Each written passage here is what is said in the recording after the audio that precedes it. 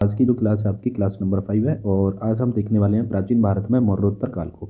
इससे पहले हमने मौर्य काल करा दिया है और आपका जो ऋग्वैदिक उत्तर वैदिक काल करा दिया और आपका हड़प्पा सभ्यता को भी कंप्लीट कर दिया है। साथ ही साथ आपके जो प्राचीन भारत के जो स्रोत हमको देखने को मिलते हैं, जिनकी जानकारी हमें मिलती है, वो भी आपकी क्लास कंप्लीट करा दी है। तो आज की जो क्लास है आपकी 5वें नंबर की क्लास है और इसमें हम देखने वाले हैं मौर्योत्तर काल को। और मौर्योत्तर काल का जो शासन है, शासन व्यवस्था क्या थी और उधर की अर्थव्यवस्था किस पर डिपेंड थी वो देखेंगे। और कुछ महत्वपूर्ण शब्द रहते हैं यहाँ से जो डायरेक्टली एग्जाम में पूछे जाते हैं, तो उनको भी हम आज कंप्लीट करने वाले हैं। तो क्लास की शुरुआत करते हैं। अगर चैनल पर नए हैं तो प्लीज़ चैनल को लाइक सब्सक्राइब शेयर भी करते रहना वीडियो को। और आपका यहाँ से इस वाली क्लास से अगर मान के चलो मौर्योत्तर काल से अगर कोई भी क्वेश्चन आता है तो 100% इसी में से आएगा और कहीं से नहीं जाएगा, क्योंकि इसमें टोटली आपके concept based hand retain notes हैं जो हम तैयार करते हैं, मैं खुद तैयार करता हूँ। तो अभी शुरुआत कर लेते हैं मौर्योत्तर काल की। ठीक है, तो मौर्योत्तर काल में हमें देखना है मौर्योत्तर काल में कौन कौन से वंश रहे हैं। सबसे पहले वो देख लेते हैं कौन कौन से वंश रहते हैं और इनका क्रम भी पूछ लेता है। ठीक है, जैसे इससे पहले एक एग्ज़ाम था आपका यूपीपीसीएस का था शायद, उसमें ये क्रम पूछा था। तो क्रम हमें याद रखना चाहिए, जो वंश वंश आते हैं उनके याद रखना है। तो सबसे पहले जैसे प्रमुख मौर्योत्तर काल के जो वंश थे उनको देख लेते हैं कौन कौन से वंश आते हैं। तो सबसे पहले देखने को मिलता है आपको शुंग वंश आए थे ना पहले। शुंग वंश के बाद में आते हैं आपके कंडव वंश, है ना, कंडव वंश आता है, शुंग वंश के बाद में आता है। फिर रहता है आपका चेदी वंश, चेदी वंश आता है थर्ड पोजीशन पे और फोर्थ पे आता है आपके शातवाहन और फिर आते हैं आपके कुषाण। ठीक है, तो ये हमें क्रम देखने को मिलता है वंशों का कि कौन कौन से वंश जो है यहाँ पे आए हुए हैं। ठीक है, और फिर उनकी अगर पृष्ठभूमि देखनी है तो इस काल को संघर्ष के रूप में जाना जाता है ना। जो मौर्योत्तर काल है इसको संघर्ष के रूप में जाना जाता है, जिसमें विभिन्न राज्य वंशों का उदय हुआ और पतन भी हुआ। ठीक है, दोनों हुए, उदय भी हुआ है और उसका पतन भी हुआ है विभिन्न राजवंशों का। तो इसलिए इसको कहा गया है संघर्ष का रूप दे दिया गया है इस काल को, मौर्योत्तर काल को। ठीक है, पूर्वी भारत पर शासन और मध्य भारत एवं दक्कन क्षेत्रों में ये मौर्योत्तर काल जो इसका फैला हुआ था, शुंग, सातवाहन एवं कंड वंश जैसे स्थानीय वंशों का शासन रहा था। ठीक है, कहाँ पूर्वी भारत में भी रहा है, मध्य भारत में रहा है और दक्कन वाले क्षेत्रों में भी देखने को मिलता है आपका मौर्योत्तर काल का जो। ठीक है, और फिर देखें अगर उत्तर पश्चिम भारत में जो शासन हुए थे वो किन्होंने किए थे, हिंदी यवन ने किए थे, शकों ने किए थे, पार्थियन ने किए थे, कुषाण और विदेशी शासकों ने शासन किया था, है ना। ये जो आपके जो शासक बताए जैसे हिंदू यवन शक पार्थियन कुषाण, और ये क्या थे, ये विदेशी शासक थे जिन्होंने पश्चिमी भारत पर अपना शासन किया था। ठीक है, अगर यहाँ से अगर जानकारी के स्रोत देखें, जो मौर्योत्तर काल की जो जानकारी है ना हमें कहाँ से प्राप्त होती है, तो ये इंपॉर्टेंट है आपका जानकारी की जो प्राप्त है। नानाघाट शिलालेख से पता चलता है, नासिक शिलालेख, खारवेल का हाथीगुम्फा अभिलेख एवं सिक्कों से शासक के नाम प्राप्त हुए हैं और अशोक का जो एरांगुडी अभिलेख है वहाँ से भी आपके यहाँ पे मौर्योत्तर काल के साक्ष्य प्राप्त होते हैं, जानकारी मिलती है ना। पुस्तक से जानकारी देखेंगे तो धर्मसूत्र नाम की एक पुस्तक है जिसमें मनुस्मृति को मानव धर्मशास्त्र भी कहा गया है। ठीक है, तो मनुस्मृति में मानव धर्मशास्त्र किसको कहा है, मनुस्मृति में धर्मसूत्र में बोला है। इसका जो संकलन किया गया है वो मनु द्वारा किया गया है, किसका, मनुस्मृति धर्मसूत्र का। ठीक, तो धर्मसूत्र भी दे सकता है और जो आपकी मनुस्मृति है वो जानते ही है किसकी है ना, मनु की है। और धर्मसूत्र जो है वो भी मनु की है। पहली वैदिक पुस्तक है ये, अब है ना, सबसे पहली जो वैदिक पुस्तक मानी जाती है धर्मसूत्र माना जाता है, मनुस्मृति मानी जाती है। ठीक है, और जैसे यमनराज अभिलेख, धनदेव के अयोध्या अभिलेख में शुंग वंश की जानकारी मिलती है। तो ये स्टेटमेंट है आपका, इसको आप याद रख लेंगे कि आपका धवनराज है ना, यमनराज और अभिलेख, यमनराज अभिलेख, धनदेव के अयोध्या अभिलेख में शुंग वंश की जानकारी हमें प्राप्त होती है। ठीक, गार्गी संहिता की बात करें तो ये गार्गी संहिता और महाभाष्य, ये दोनों पुस्तकों से हमें जानकारी मिलती है मौर्योत्तर काल की। और इसके जो रचयिता है वो कौन है, पतंजलि द्वारा इसको रचा गया है, गार्गी संहिता और महाभाष्य को। ठीक है, तो दोनों हमें याद रखने हैं, ये इंपॉर्टेंट है। ये कई बार पूछा गया सवाल है कि गार्गी संहिता किसने के द्वारा रचित है और महाभाष्य किसकी रचना है ना, तो दोनों आपकी पतंजलि द्वारा रचित है। और ये भी याद रख लेना है, यमनराज अभिलेख और धनदेव के अयोध्या अभिलेख से शुंग वंश की हमें जानकारी मिलती है। अगर ये क्वेश्चन आता है तो ये स्टेटमेंट के तौर पर आएगा यूपीएससी में, है ना, यूपीएससी और यूपीपीसीएस में ये सवाल देखने को मिलेगा अगर स्टेटमेंट में बनाता है तो। ठीक, बौद्ध धर्म से संबंधित जातक कथाएं जैसे दिव्यदान, ठीक है, दिव्यदान से भी हमें मौर्योत्तर काल की पता चलती है। महावस्तु एवं मिलिंद पनो, ठीक है, तो ये जो पुस्तक हैं जातक कथाएं हैं, इनसे भी हमें जो मौर्योत्तर काल की वो जानकारी मिलती है। बाणभट्ट की हरिचरित्र और कालिदास द्वारा रचित मालविका अग्निमित्रम, है ना, इससे भी जानकारी मिली। पेरिपल्स ऑफ द इरिथियंसी पुस्तक है ना, इससे भी हमें जानकारी मिलती है आपकी मौर्योत्तर काल की। लेकिन ये जो लेखक हैं ये अज्ञात है, इनके बारे में भी पता नहीं था, तो इसलिए मैंने यहाँ लिख दिया अज्ञात। ठीक है, अब देखें शुंग वंश की स्थापना, पहले हमने यहाँ देखा है ना कौन सा वंश आया था, तो सबसे पहले जो वंश हुआ है आपका शुंग वंश का हुआ है, ठीक है। तो शुंग वंश की स्थापना होती है यहाँ, और शुंग वंश की स्थापना कब हो रही है आपकी, आप देख सकते हो 187 से लेकर 178 ईसा पूर्व में शुंग वंश की स्थापना होती है। और मौर्य सेनापति पुष्यमित्र शुंग ने अंतिम मौर्य शासक बृहद्र है ना बृहद्रथ को मारकर है ना बृहद्रथ की हत्या करके शुंग वंश की स्थापना की थी। अब यहाँ पर एक लॉजिक पॉइंट ये भी लगा सकते हैं कि शुंग मित्र जो है, जैसे अशोक है ना, अशोक के टाइम पीरियड में क्या हुआ था कि जो ब्राह्मण जो धर्म है ना, उस पर थोड़ी से एलिगेशन लगाए गए थे, उसको थोड़ा सा बढ़ावा नहीं दिया गया था। उसने क्या करा था, बौद्ध धर्म को अपनाया था, बौद्ध धर्म को अधिक संरक्षण दिया था इस वजह से।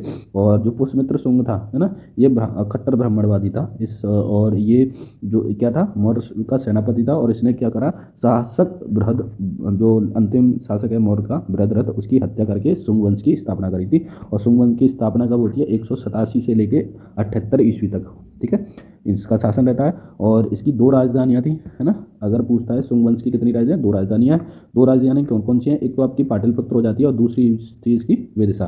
तो शुंग वंश है ना, शुंग वंश आता है, शुंग वंश की 2 राजधानियाँ हैं, ठीक है, कितनी है, 2 राजधानियाँ हैं। और एक कौन सी है, पाटलिपुत्र, ठीक है, पाटलिपुत्र और दूसरी है विदिशा, ठीक है, ये शुंग वंश की 2 राजधानियां हैं। और पुष्यमित्र शुंग कट्टर ब्राह्मणवादी शासक था, ये कई बार पूछ लिया है सवाल, आपके एसएससी में भी पूछा गया है और यूपीपीसीएस और आरओआरओ में कई बार पूछा गया है, ब्राह्मणवादी शासक है कौन सा, पुष्यमित्र शुंग। और इस तरह से भी पूछा गया है कि जो अंतिम किसकी हत्या करने के बाद में पुष्यमित्र शुंग जो है शुंग वंश की स्थापना करता है, तो अंतिम शासक था किसका, मौर्य वंश का, और नाम है उसका बृहद्रथ है ना, उसकी हत्या करने के बाद में शुंग वंश की स्थापना की थी, ठीक।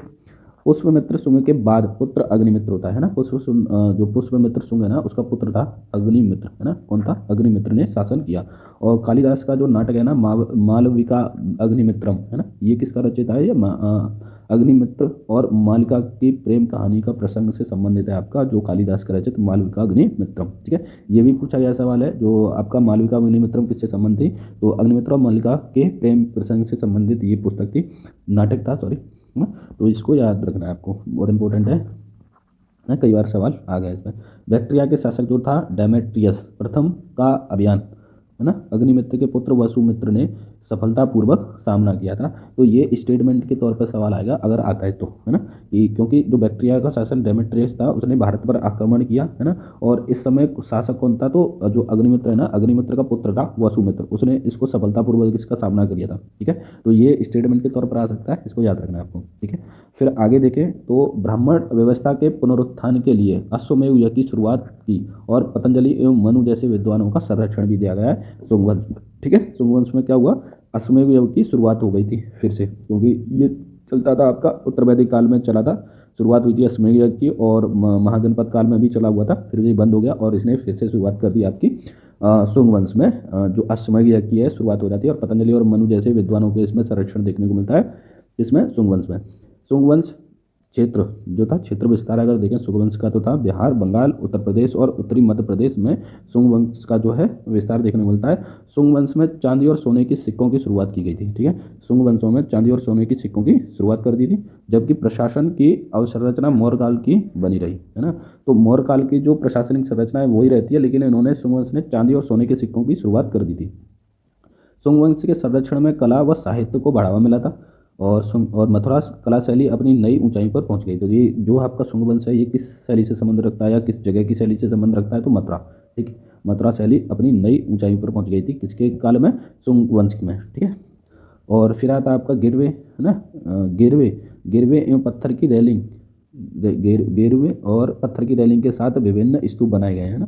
तो शुंग वंश में भी स्तूप बनाए गए हैं, ठीक है, क्योंकि ये ब्राह्मणवादी था फिर भी इसने स्तूप बनवाए थे। तो पुष्यमित्र शुंग ने वैदिक धर्म की पुनः प्रतिष्ठा की, तथा इस काल को वैदिक पुनः जागरण काल भी कहा जाता है, क्योंकि जो पुष्यमित्र शुंग ने जैसे आपका अश्वमेध यज्ञ की शुरुआत करी थी, ठीक है, और ब्राह्मणवाद को संरक्षण दिया।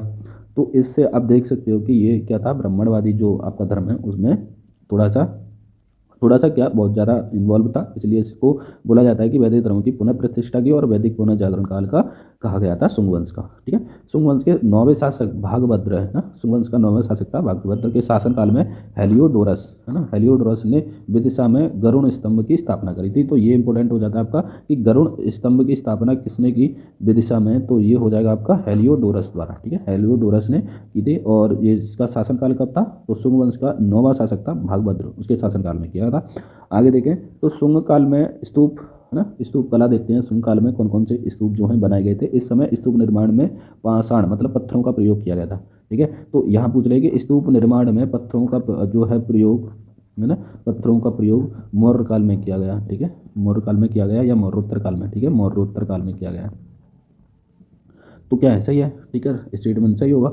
शुंग काल में निर्मित स्तूप है भरतऊ स्तूप है ना, शुंग काल में बना होता। बोध गया का स्तूप और तोरण द्वार की शुरुआत जो होती है शुंग काल में होती है ना, निर्माण हुआ था भरतऊ और बोध गया स्तूप और तोरण द्वार। तो ये तीनों आपको वो रखने हैं, याद रखना है, क्योंकि जो शुंग काल में जो निर्मित स्तूप है भरतऊ स्तूप कई बार पूछा गया है, मैनी टाइम। ठीक है, मैनी टाइम आस्किंग की गई है इसकी, भरतऊ स्तूप की। और बोध गया स्तूप है, तोरण द्वार भी। ठीक है, इसने करा था। अगर स्तूप देखें भरतऊ स्तूप और बोध गया स्तूप और तोरण द्वार। ठीक, तो इसको देख लेते हैं। आगे चलें तो देखना है हमें शुंग वंश का जो अंतिम शासक है ना देवभूति है ना, शुंग वंश का जो अंतिम शासक है वो था आपका देवभूति। तो इसको हमें याद रखना है कि देवभूति है ना, ये पूछ लेता है डायरेक्ट कि शुंग वंश का अंतिम शासक कौन है निम्नलिखित में से। तो आपको क्या लगाना पड़ेगा कि देवभूति जो है शुंग वंश का अंतिम शासक है। ठीक है, ये क्लास अगर आप देख रहे हैं ना तो इसको ध्यान से देखना। और इसकी जो पहली क्लास है ना, क्लास 1, 2, 3 और 4। ठीक है, तो इन चारों क्लासों को आप देखना, कंटेंट आपको पता चल जाएगा कि किस लेवल का कंटेंट है और ये एग्जाम में आने लायक है या नहीं है। और आपको खुद ही देखोगे। और ये आपकी 5वें नंबर की क्लास है, पार्ट नंबर 5, क्लास नंबर 5 है। और आपको इसका कंटेंट आपको कहीं नहीं मिलने वाला, क्योंकि ये मैंने खुद हैंड राइटिंग की है और मुझे पता है, मैं एग्ज़ाम खुद दे रहा हूँ तो मुझे आइडिया है कि वो कहाँ से पूछता है। तो मैंने वही कंटेंट लिखे हैं। और ये वाला कंटेंट आपको यूट्यूब पे नहीं देखने को मिलेगा, क्योंकि सभी ऊपर ऊपर चले जाते हैं, यहाँ तक पहुँचते ही नहीं है। और जो हमें चाहिए वो नहीं देते यूट्यूब पे। ठीक है, तो ये पहली क्लास है जो आपको यहाँ पर सब कुछ मिला हुआ है, वो भी हैंड रिटन नोट्स में। अगर आपको इसकी पीडीएफ चाहिए नोट्स की तो आप पीडीएफ भी ले सकते हैं हमारे टेलीग्राम चैनल को ज्वाइन करके। ठीक है, डिस्क्रिप्शन में चैनल का लिंक है, वहाँ से आप डाउनलोड कर सकते हो। ठीक, तो आगे चलते हैं। जैसे प्रमुख शासक देखें, शुंग वंश के प्रमुख शासकों की लिस्ट देख लेते हैं, क्योंकि कभी कभी पूछ लेता है इसका। तो देवभूति अंतिम शासक था, इसकी हत्या किसने की थी, तो वासुदेव द्वारा देवभूति की हत्या कर दी थी। और ये कौन था, अंतिम शासक था देवभूति शुंग वंश का है ना। हत्या कौन कर देता है इसकी, वासुदेव द्वारा हत्या हो जाती है। और कंडवंश की स्थापना कौन कर देता है, वासुदेव, कंडवंश की स्थापना हो जाती है। तो प्रमुख शासक कौन रहे हैं, तो शुंग वंश के तो पुष्पमित्र शुंग है ना फर्स्ट था जिसने स्थापना करी, फिर अग्निमित्र आया, फिर वसुमित्र आया था। ठीक है, फिर ऐसे ही 7 और आपके इसके शासक रहते हैं है ना। अब फिर आता है आपका कंडवंश है ना। कंडवंश की शुरुआत होती है वासुदेव द्वारा, किसके द्वारा, वासुदेव के द्वारा होती है। और वासुदेव क्या करता है, जो शुंग वंश का अंतिम शासक है ना देवभूति, तो इसकी हत्या कर देता है कौन, वासुदेव। और फिर क्या हो जाता है, कंडवंश आ जाता है, कंडवंश की स्थापना हो जाती है ना। जैसे ही पुष्पमित्र शुंग ने बृहद्रथ को मारा था, जो मौर्य काल था, मौर्य काल का जो अंतिम शासक था बृहद्रथ, उसको मारा था, उसी प्रकार शुंग वंश के भी अंतिम शासक को देवभूति को किसने मार दिया था, वासुदेव की हत्या कर दी और कंडवंश की स्थापना कर दी। तो क्या हुआ, सर्कल पूरा घूम गया, टाइम पीरियड आया और टाइम के अकॉर्डिंग फिर से वही इतिहास दोहरा गया जो पुष्पमित्र शुंग ने बृहद्रथ के साथ में किया था। तो वो दोबारा से उसका पहिया घूम जाता है। फिर आता है आपका कंडवंश की स्थापना हो जाती है। कंडवंश की स्थापना होती है आपकी 75 ईस्वी से लेकर 30 है ना ईसा पूर्व तक रहती है। और शुंग वंश के अंतिम शासक देवभूति की हत्या करके कंडवंश की स्थापना की जाती है।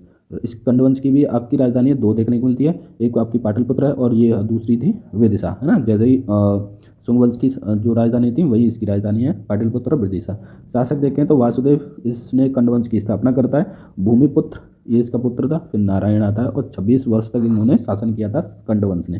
ठीक है, और अंतिम शासक था सुशर्मा। सुशर्मा जो है कंडवंश का अंतिम शासक है। कभी कभी बार पूछ लेता है कि कंडवंश का जो है अंतिम शासक कौन था, तो सुशर्मा। और जो संस्थापक था वो वासुदेव। ठीक है, तो ये हमें दोनों याद रखने हैं। और हत्या किसने की थी, 7वां राजा वासुदेव द्वारा इसकी हत्या कर दी थी। मतलब वासुदेव ने ही इसकी शुरुआत करी थी और जो सातवान का राजा था वासुदेव, उसने इनकी हत्या कर दी थी सुशर्मा, जो कि आपका अंतिम शासक था कौन सा, कंडवंश का। और 7वां वंश की स्थापना हो जाती है। तो कंडवंश थोड़ा सा ही था है ना, कंड वंश जो है थोड़ा ही सा था और इसने कुछ ज़्यादा रिफॉर्म नहीं करे, तो इसमें जो है हिस्ट्री जितनी मिलती है आपको यह कंप्लीट है। ठीक है, तो इसमें से अगर कंड वंश में से अगर पूछता है तो सिर्फ यही पूछता है ज़्यादातर, जितने भी मैंने क्वेश्चन अब तक देखे हैं वो वासुदेव को पूछ लेता है कि कुंड वंश का जो संस्थापक था वो कौन था, तो वासुदेव था। किसकी हत्या करने के बाद में कंड वंश की जो स्थापना हुई, तो आपका शुंग वंश का जो अंतिम शासक था देवभूति, उसकी हत्या कर दी थी किसने, वासुदेव ने। तो उसके बाद में क्या है, कंड वंश की स्थापना हो जाती है। कंड वंश में कई जो है 26 वर्ष तक शासन किया है। ठीक है, अंतिम शासक था कंड वंश का सुशर्मा, उसकी हत्या कर दी सातवां राजा वासुदेव द्वारा, और सातवां वंश की स्थापना हो जाती है, वासुदेव इसकी स्थापना कर देता है। ठीक है, तो ये इसमें से सवाल पूछे जा सकते हैं, इसके अलावा नहीं पूछेगा। फिर आता है इस समय कलिंग में चेदी वंश की स्थापना हो गई थी। अगर यही टाइम पीरियड देखें तो कलिंग में क्या है, चेदी वंश की स्थापना होती है। कलिंग जो है आपका उड़ीसा वाला है ना, उड़ीसा वाला रीजन है, उड़ीसा में है स्थित है कलिंग। तो इस समय चेदी वंश की स्थापना हो गई थी। प्रथम शताब्दी पूर्व कलिंग उड़ीसा चेदी वंश की स्थापना करता है। प्रमुख शासक था खारवेल, है ना, खारवेल यह चेदी वंश का तीसरा राजा है। खारवेल जो है चेदी वंश का तीसरा राजा है। और जानकारी हमें मिली है इसकी उड़ीसा की उदयगिरी पहाड़ियों से प्राप्त हुई हाथी गुम्फा अभिलेख से हमें प्राप्त होती है चेदी वंश की जानकारी में। इस महानतम एवं मगध सातवाहन और मुदेर के पांड्य पर इसकी विजय का उल्लेख मिलता है। ठीक है, तो कौन कौन सी इसकी जो खारवेल है ना, खारवेल ने किन किन पर विजय करी थी, तो ये सवाल हमारा आ जाता है। तो इसको एक जगह पर लिख लेते हैं। एक तो थे पांड्य, ठीक है, सॉरी यहाँ लिखते हैं खारवेल। ठीक है, खारवेल था। और एक तो थे मुदेर ना, मुदेर जो थे पांड्य। ठीक है, और मगध ना, मगध। तो इन पर क्या करा था, जो आपका खारवेल है ना, इसने विजय प्राप्त कर ली और इसका उल्लेख भी हमें देखने को मिलता है। ठीक है, कहाँ मिलता है, आपका हाथी गुम्फा अभिलेख में इसका जो है उल्लेख देखने को मिला था। और खारवेल जो था, चेदी वंश का खारवेल था, तीसरा राजा खारवेल, वो जैन धर्म का अनुयायी था। ठीक है, तो यहाँ से सवाल पूछ लेता है कि खारवेल जो है किस धर्म का अनुयायी था, तो ये हो जाएगा आपका जैन धर्म। ठीक है, जैन धर्म का अनुयायी था खारवेल। और इसका जो था शासन था कलिंग का, और ये किस वंश से संबंधित था, चेदी वंश से संबंधित था। और जो हाथी गुम्फा उल्लेख में जो हमें पता होता है कि मगध पर विजय की, मुदेर के पांड्यों पर विजय की, इसने किसने की थी, खारवेल ने। ठीक है, आगे देखें तो इस वंश का जो चेला है ना, चेता और चेतवंश एवं महामेघवंश के नाम से जाना जाता है। अब ये देखो, ये हमारा इंपॉर्टेंट हो जाता है। जो चेदी वंश है ना, चेदी वंश को चेता या चेतवंश या महामेघवंश के नाम से भी जाना जाता है। तो चेद वंश को 3 नामों से जानते हैं, चेता, चेतवंश और महामेघवंश। ठीक है, नाम से जाना जाता है। अब आता है आपका सातवाहन वंश। ठीक है, ये खत्म हो जाता है यहाँ पर। सातवाहन वंश आता है आपका किसके बाद में, कंड वंश के बाद में, और प्रथम शताब्दी शुरू होता है। और संस्थापक कौन था इसका, सिमुक। सातवाहन जो वंश है उसकी जो स्थापना करी थी वो किसने करी थी, सिमुक के द्वारा स्थापना की जाती है सातवाहन की। ठीक है, सातवाहन वंश की। और इस वंश को पुराणों में आंध्र कहा गया है। ये भी कई बार सवाल पूछा गया है कि किस वंश को आंध्र कहा गया है पुराणों में, तो वो जाता है आपका आंसर हो जाएगा सातवाहन आंसर। ठीक है, अगर प्लीज़ चैनल को पे अगर नए हैं और तो प्लीज़ लाइक शेयर सब्सक्राइब कर देना, प्रमोट करो सर चैनल को। और इसकी जो राजधानियाँ हैं, पहली राजधानी थी गोदावरी नदी के किनारे प्रतिष्ठान, वर्तमान में क्या कहलाती है, ये पैठान है ना। पैठान में सातवाहन की राजधानी थी, जो कि पिछले जो उस समय कहा जाता था, इसका नाम था प्रतिष्ठान, है ना। वर्तमान में इसको महाराष्ट्र का पैठान है। ठीक है, और दूसरी जो राजधानी है अमरावती, आंध्र प्रदेश में ना, एक आंध्र प्रदेश में और दूसरी है इसकी महाराष्ट्र में, है ना, महाराष्ट्र के पैठान में। और आंध्र प्रदेश वाली है इसकी अमरावती में। ठीक, और वंश की जानकारी कहाँ से मिलती है, शुंग वंश की जानकारी हमें अगर देखनी है तो ऐतरेय ब्राह्मण। ठीक है, ऐतरेय ब्राह्मण, पुराण, महाकाव्य, वात्स्यायन के काम सूत्र से हमें सातवाहन वंश की जानकारी हमें प्राप्त होती है। तो ये हमें याद करने वाले हैं कि सातवाहन वंश की जो जानकारी का उल्लेख मिलता है, ऐतरेय ब्राह्मण में उल्लेख मिला है, पुराण में मिला है, महाकाव्य में मिला है, वात्स्यायन के काम सूत्र मिला है ना। अब देखो, यूपीएससी अगर सवाल पूछता है, यूपीएससी और यूपीपीसीएस या आरओ है ना, ये अगर सवाल पूछते हैं तो यहाँ से क्या पूछेंगे कि ऐतरेय ब्राह्मण में सातवाहन वंश की जो वो है उल्लेख किया गया है या नहीं किया गया है। तो इस तरह से भी पूछ लेता है सवाल, है ना। पुराणों में पूछा गया है या उल्लेख किया है, महाकाव्य या वात्स्यायन के काम सूत्र में जो है सातवाहन वंश की जानकारी हमें मिलती है, तो सही हो जाएगा स्टेटमेंट। ठीक है, इन्हें महापाषाण कहा भी गया है ना, जो सातवाहन है, सातवाहनों को महापाषाण कहा जाता है। तो सातवाहन को क्या कह रहे हैं, महापाषाण कह रहे हैं। और इसका कारण क्या है बोलने का, इसका कारण जो है ना, तो जो सातवाहन वंश को क्या बोला गया है, महापाषाण भी बोला गया है ना। और ऐसा क्यों बोला गया है इनको, क्योंकि जो सातवाहन थे ना, वो होती थी, कब्र थी, उनके जो साइड में क्या लगा देते थे, पत्थर को का ढेर लगा देते हैं ना, तो इसलिए इनको कहा बोला गया है, महापाषाण लोग बोला गया है ना। सतकर्णी प्रथम को देख लेते हो। इस वंश का पहला महान शासक कौन था? सतकर्णी प्रथम था। ठीक है, इसका सातवाहन वंश का सबसे प्रतापी राजा कौन था? सतकर्णी प्रथम था। और इसकी जो स्थापना करी थी वो मैंने अभी बताया था आपको, सिमुक द्वारा इसकी स्थापना होती है ना। इसको महापाषाण भी कहा जाता है। ठीक है, और इसकी जानकारी जो मिलती है रानी नागनिका के नानाघाट अभिलेख से प्राप्त होती है, सतकर्णी प्रथम की, है ना। जो सतकर्णी प्रथम है उसकी जो जानकारी मिलती है रानी नागनिका के नानाघाट अभिलेख से हमें प्राप्त होती है। और दूसरा शासक था इसका गौतमी पुत्र सतकर्णी था, जिसकी जानकारी में उसकी माता के गौतमी बलश्री के नासिक अभिलेख से हमें जानकारी प्राप्त होती है गौतमी पुत्र सतकर्णी की। ठीक है, अभी मैं आपको बता देता हूँ इसमें कौन कौन से पॉइंट जो हमें याद रखने वाले हैं। तो सबसे पहले इसको महापाषाण जो वंश है वो किस वंश को बोला गया है? तो ये हो जाएगा आपका सतकर्णी। ठीक है, सातवाहन काल को महापाषाण बोला गया है। क्यों बोला है? कि सातवाहन जो थे कब्रों को पत्थर से ढक देते थे, इसलिए इसको महापाषाण बोला गया है। सर्वाधिक इसका जो प्रतापी राजा था वो कौन था? तो सतकर्णी प्रथम था। और इसकी जानकारी हमें कहाँ देखने को मिलती है? तो रानी नागिका, है ना, रानी नागनिका के नानाघाट अभिलेख से हमें प्राप्त होती है सतकर्णी प्रथम की। या पूछ ले कि सातवाहन की जो जानकारी हमें रानी नागिका के नानाघाट अभिलेख से मिलती है, तो ये स्टेटमेंट की आपका सही हो जाएगा। ठीक है, तो दोनों स्टेटमेंट आपके सही बोले जाएंगे। और फिर दूसरा शासक था जो प्रतापी शासक है, तो गौतमी पुत्र सतकर्णी था। और इसकी जो जानकारी हमें मिली है, गौतमी जिसकी माता थी गौतमी वलश्री, है ना, उनका एक नासिक अभिलेख है वहाँ से प्राप्त हुआ था, तो उसकी जानकारी हमें मिलती है गौतम पुत्र सतकर्णी की। तो ये भी पूछ लेता है कि जो नासिक अभिलेख है उसे सातवाहनों की जानकारी मिलती है, तो स्टेटमेंट क्या हो जाएगा? सही हो जाएगा। ठीक है, तो दोनों स्टेटमेंट सही हो जाएंगे कि रानी के नागिका के नानाघाट अभिलेख से भी हमें सातवाहन की जानकारी मिलती है, और गौतमी बलश्री है ना, उसके नासिक अभिलेख से जो प्राप्त जानकारी होती है उससे भी सातवाहन की जानकारी हमें मिलती है। ठीक है, और ये गौतमी पुत्र सतकर्णी था। ठीक, गौतमी पुत्र सतकर्णी की उपाधि भी ली थी। किसने? गौतमी पुत्र सतकर्णी उपाधि ली थी, तो इसने अद्वितीय ब्राह्मण की उपाधि ली थी। तो ये इंपॉर्टेंट हो जाता है, वेरी इंपॉर्टेंट है। आपको ये याद रखना है कि अद्वितीय ब्राह्मण की जो उपाधि ली है वो किसके द्वारा ली गई है?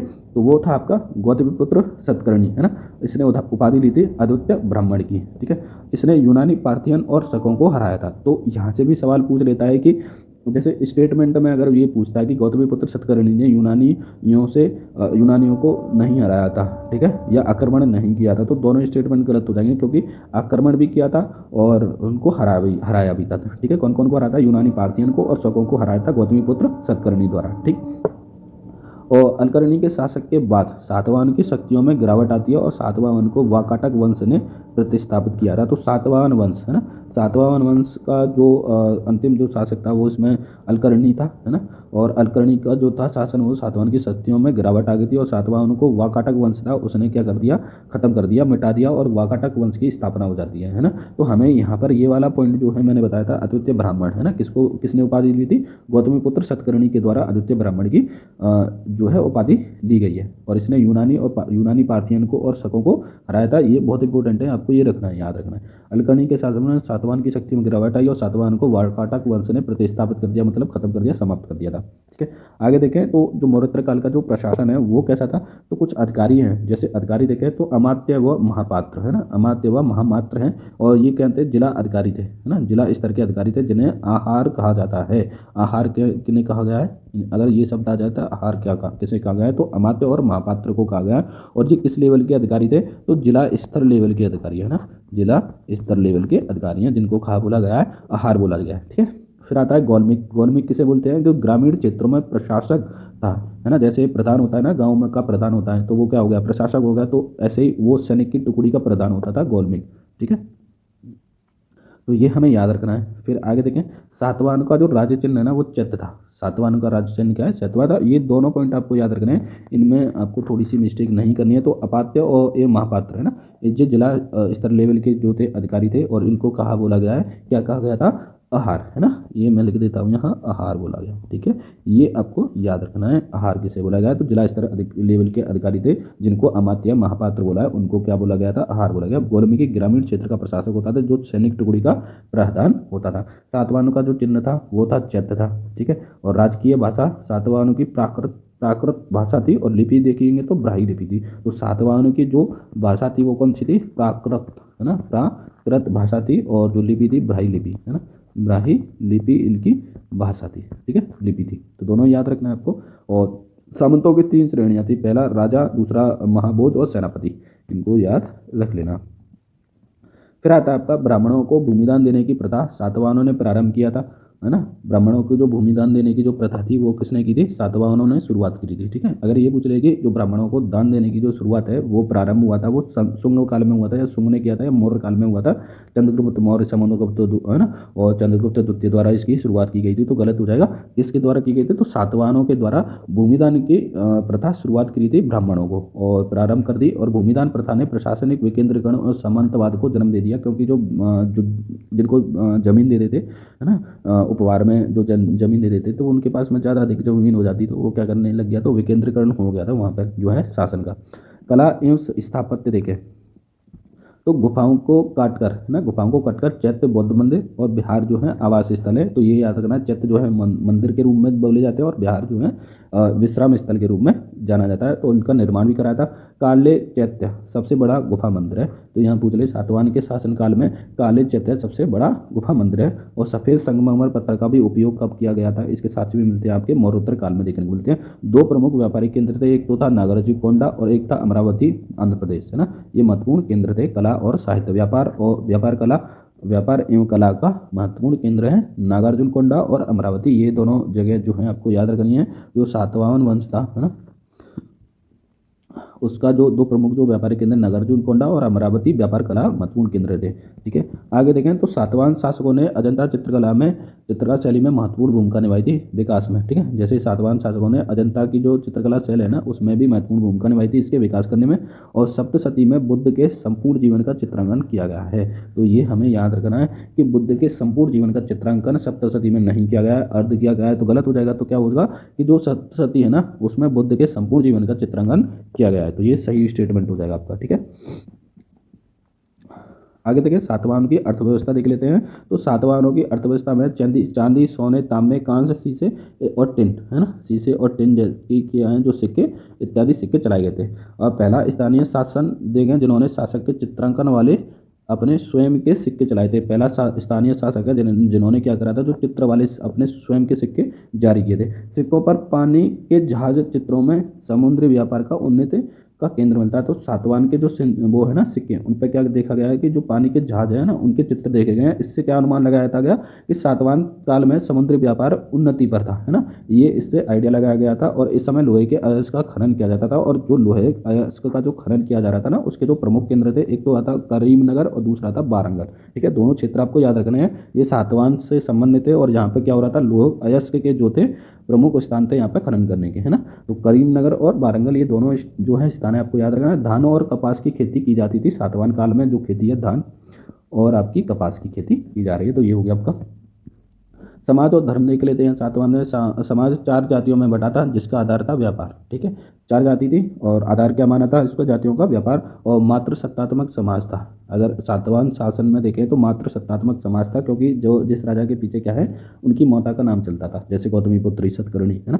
और लेकिन जो उत्तराधिकारी जो होता था वो पिता से पुत्र को ही प्राप्त होती थी, उत्तराधिकारिता जो प्राप्त होती थी पुत्र को होती थी। लेकिन ये जो था मात्र सत्तात्मक था समाज। नोट 2 स्त्रियां थी, नागनिका और गौतम बल्लशी, जिसने प्रशासन में सक्रिय भूमिका निभाई थी। सातवाहनों ने देखें तो ब्राह्मणवाद को क्या किया, बढ़ावा दिया। सातवाहन साहित्य देखें तो सातवाहन शासकों के अधिकांश जो अभिलेख हमें जो प्राप्त हुए तो प्राकृत भाषा में प्राप्त होते हैं। और कौन सी लिपि थी, ब्राह्मी लिपि। हाल नामक सातवाहन शासक एक प्रसिद्ध विद्वान था जिसने गाथा सप्तशती का संकलन किया, है ना। गाथा सप्तशती का जो संकलन किया है वो किसके द्वारा किया गया है, तो ये था आपका हॉल, है ना। हॉल नामक एक सातवाहन शासक था जो प्रसिद्ध शासक था जिसने गाथा सप्तशती के संकलन किया। अब यहाँ हम देख लेते हैं मौर्योत्तरकालीन कुछ साहित्य देख लेते हैं कौन कौन सा था। जैसे नाट्य शास्त्र था भरत मुनि का, है ना, भरत मुनि। और कामसूत्र था वात्स्यायन, है ना, वात्स्यायन का था। बुद्ध चरित था बुद्ध चरित सौदानंद, है ना, सौदानंद। और कौन था आपका साटिपुत्र, ये तीनों थी आपकी अश्वघोष बारह की थी। और स्वपनवास संहिता आपकी भास की थी। और गाथा सप्तशती थी आपकी हॉल की। तो ये पुस्तक जो है आपको याद रखना इंपॉर्टेंट है, कई बार एग्जाम में पूछ ली गई है। फिर आता है इंडो ग्रीक हिंदी यवन, है ना। इंडो ग्रीक हिंदी यवन को देख लेते हैं। 200 ईस्वी से 100 ईस्वी तक आता है। हिंदी यवन यूनानी थे जो भारत में रहने लगे थे, है ना, और भारत में ही बस गए। भारत में इनका शासन 3 शाखाओं में बटा हुआ था। एक तो बैक्ट्रिया उत्तर अफगानिस्तान और तक्षशिला एवं साकल, है ना, या सालकोट। अब ये क्या है, पाकिस्तान में है।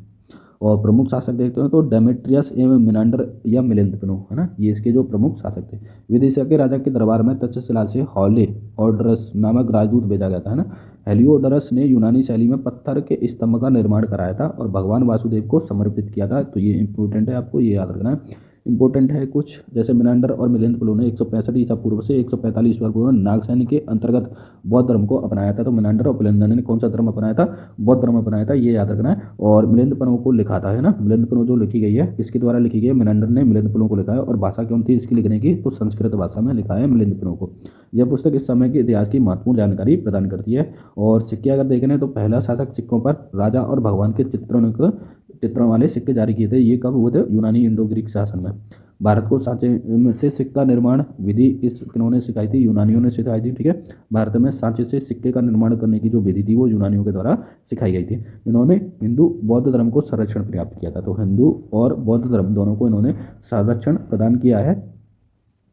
आगे देखें तो धातु कर्म, औषधि, खगोल, पत्थर और पत्थर को काटना, इत्र निर्माण तकनीक का इसमें विकास हुआ है आपका। जो इंडो ग्रीक यूनानी थे उन्होंने। और कला शैली स्थल देखें तो तक्षशिला, पेशावर, बैक्ट्रिया, बामियान, अफगानिस्तान कला शैली के महत्वपूर्ण स्थल थे। बौद्ध मूर्तियों की विशेषताएं देखें तो इसमें सुडौल शरीर पर दाढ़ी और मूंछ का प्रयोग किया गया है। तो किसमें, यूनानियों ने। और यह यूनान के देवता राजा पर आधारित होता था, है ना। भूरे पत्थर का उपयोग किया गया है। मुख की अभिव्यक्ति और सुडौल शरीर और गांधार शैली के प्रमुख तत्व देखे गए हैं। सुडौल शरीर और मूंछ